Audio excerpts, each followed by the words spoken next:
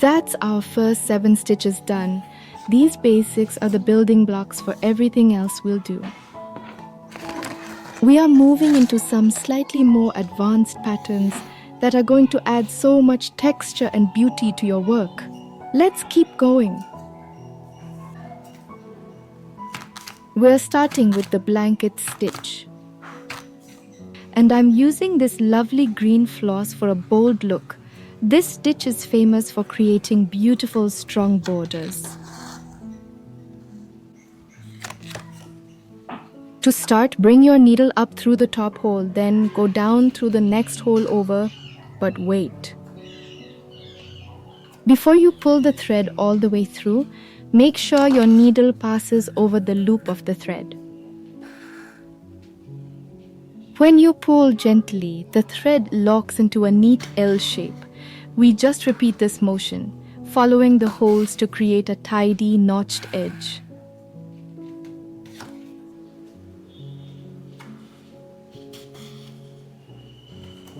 This is the perfect stitch for finishing the edges of blankets or felt toys, and it looks so professional on our card.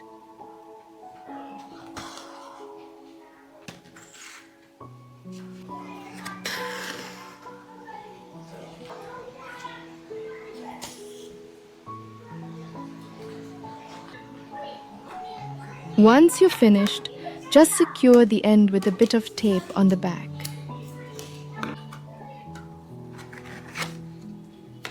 Next, we have the chain stitch, which I'm stitching with this vibrant purple floss. To start, bring your needle up through the first hole.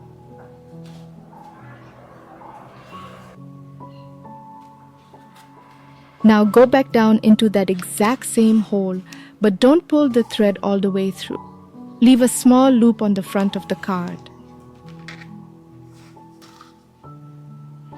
Now bring your needle up through the next hole and make sure it passes inside that loop. As you pull the thread, the loop catches and forms a link. Repeat this step by going back into the hole you just came out of.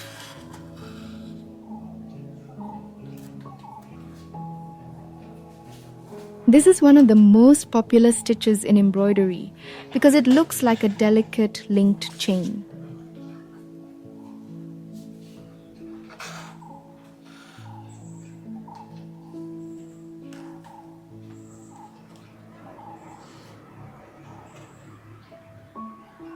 It's like magic. Each link holds the one before it. It's a wonderful stitch for making thick textured lines or even writing names.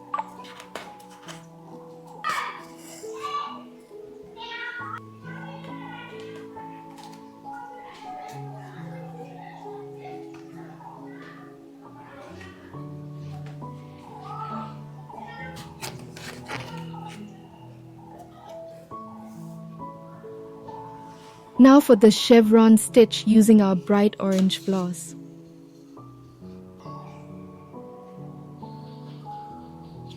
This is a beautiful rhythmic zigzag stitch. Follow the holes to make a diagonal line moving up, then take a small horizontal stitch across the two top holes.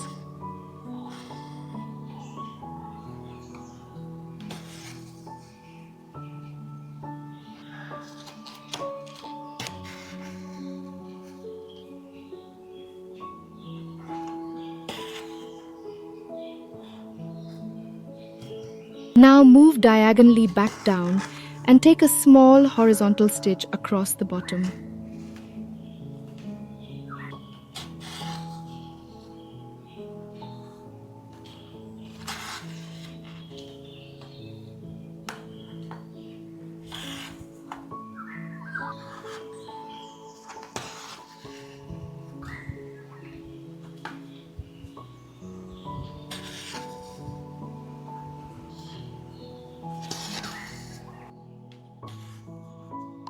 It creates a lovely patterned border that looks a bit like mountain peaks. It's perfect for decorating the edges of a card or a dress hem.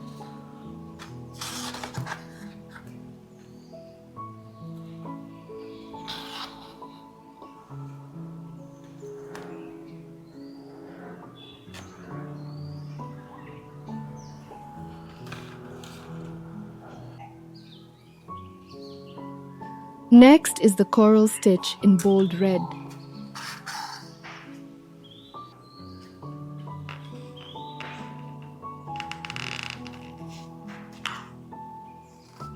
This creates a textured line that looks like it has tiny beads or knots along it. Lay your thread across the line of holes.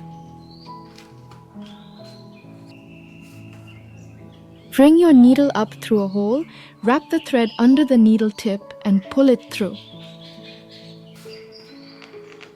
This traps the main thread in a tiny knot against the card.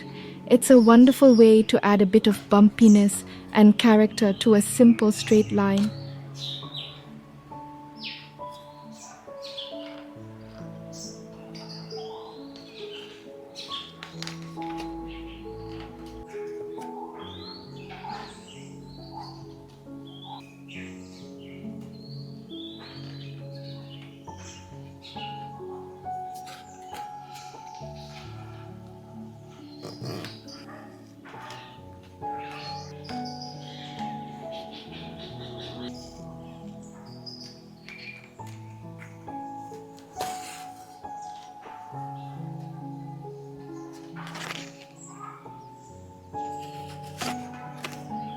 Let's try the woven stitch with this soft peach color.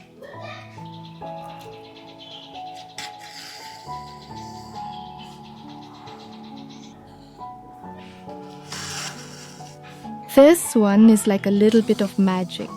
First, we use the holes to create 5 spokes that meet in the middle, looking like a star.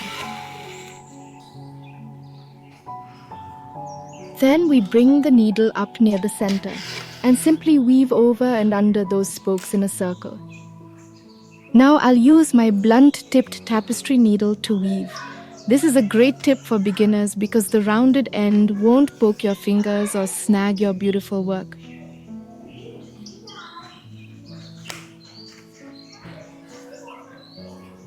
We aren't going through the card anymore, just weaving through the threads.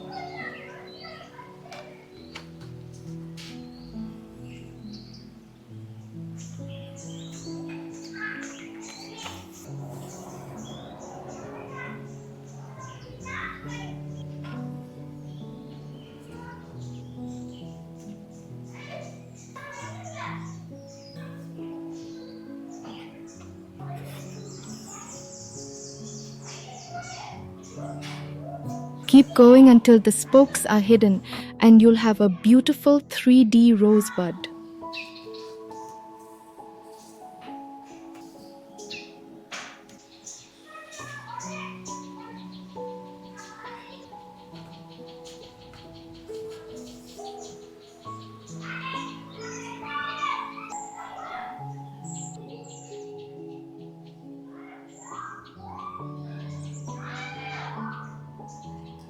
The seed stitch is so much fun and very relaxing. Using our light purple floss, we are going to make tiny, separate straight stitches in different directions.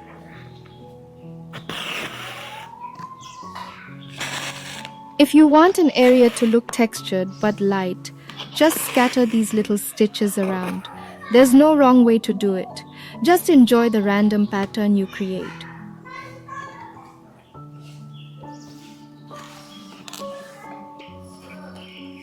Finally, for this strip, we have the detached buttonhole in pink.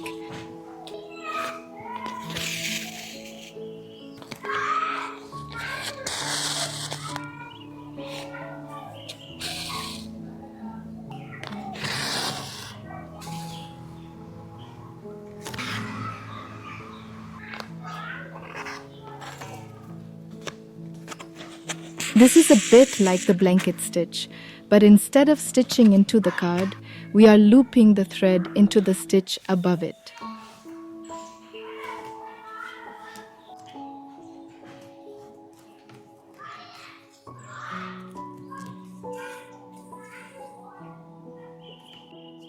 This creates a gorgeous lace-like net that sits slightly off the surface of the card.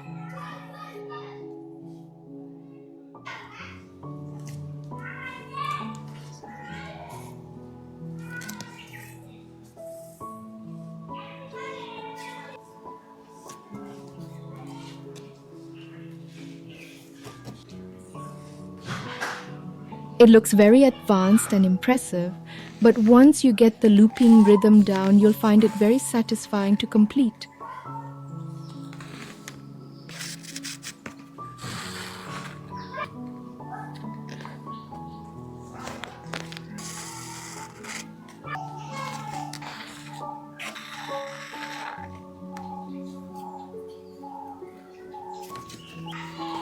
And there is our beautiful pink lace stitch.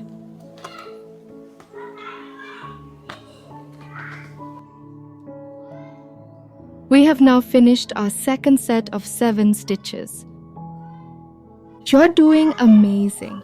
Are you ready for the final challenge? Let's grab our third card strip and move into the most exciting part of the tutorial.